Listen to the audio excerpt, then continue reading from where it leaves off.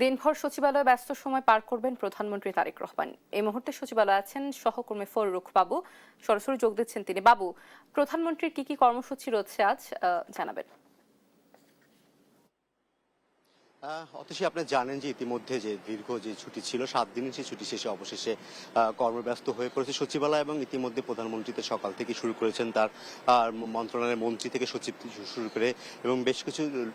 তিনি হচ্ছে যে গেস্টদের সাথে তিনি সাক্ষাৎ করেছেন এবং সেই সময় সাক্ষাতের বিষয় নিয়ে আসলে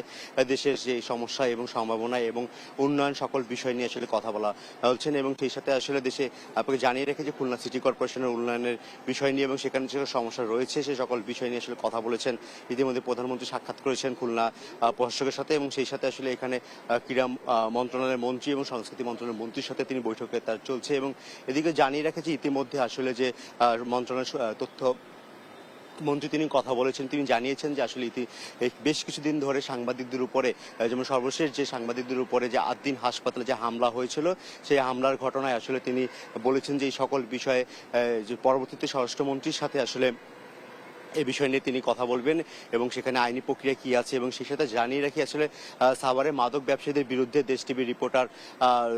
তুহিনের উপরে যে হামলা ঘটানো ঘটেছে সেই বিষয় নিয়ে আসলে মন্ত্রী কথা বলেছেন এবং সেই বিষয়ে তিনি বলেছেন যে ইতিমধ্যে যে স্বরাষ্ট্রমন্ত্রী যে পদক্ষেপগুলো নিয়েছেন এবং সেখানে আরও কি জোরালো পদক্ষেপ নেওয়া যেতে পারে এবং মাদক নির্মূলে এবং সাংবাদিকদের অবাধ সংবাদ সংগ্রহের বিষয় নিয়ে যদি কোনো ধরনের বাধা আসে সকল বিষয় নিয়ে আসলে তিনি কথা বলেছেন এবং সেখানে তিনি বলেছেন যে সাংবাদিকদের অবাধ তথ্য সংগ্রহ এবং প্রকাশের ক্ষেত্রে যে স্বচ্ছতা রাষ্ট্রের বিষয় নিয়ে সাংবাদিকরা তাদের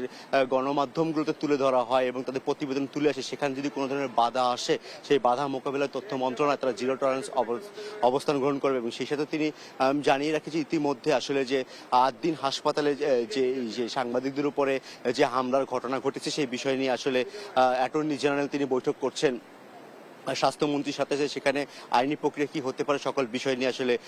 কথা চলছে এবং প্রথম কর্মদিবসে আসলে সাংবাদিকদের উপরে যে হামলা এবং সাংবাদিকদের যে নির্বিচ্ছিন্ন সাংবাদিকতার বাধা সকল বিষয় নিয়ে সরকার চাচ্ছে মুক্ত গণমাধ্যম এবং সেখানে সাংবাদিকদের যে যথেষ্ট যে স্বাধীনতা সে সকল বিষয় নিশ্চিত করার জন্য আসলে সকল মন্ত্রণালয় ইতিমধ্যে যে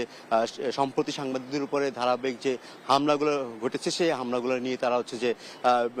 তদন্ত ব্যবস্থা করছেন এবং সেখানে তারা চুলচেরা বিশ্লেষণ করছে এবং সেখানে সাংবাদিকদের আসলে সংবাদ মাধ্যমের স্বাধীনতা এবং সাংবাদিকদের যে সংবাদ সংগ্রহের যে অবাধ সুষ্ঠু ব্যবস্থা সেই বিষয় নিয়ে আসলে আলোচনা চলছে এবং জানিয়ে রাখি আসলে প্রধানমন্ত্রী ইতিমধ্যে আসলে সকল বিষয় নিয়ে অবগত হয়েছেন এবং তার সাথে সকল মন্ত্রীরা ইচ্ছে সৌজন্য সাক্ষাৎ করেছেন এবং এখানে তিনি জানিয়ে রাখি যে সন্ধ্যা পর্যন্ত প্রধানমন্ত্রী তার বিভিন্ন সংস্থার সাথে এবং বিভিন্ন সংগঠনের সাথে এবং বিভিন্ন মন্ত্রণালয়ের সাথে তার বৈঠকগুলো সাক্ষাৎকার চলছে এবং সেই সাথে তিনি আসলে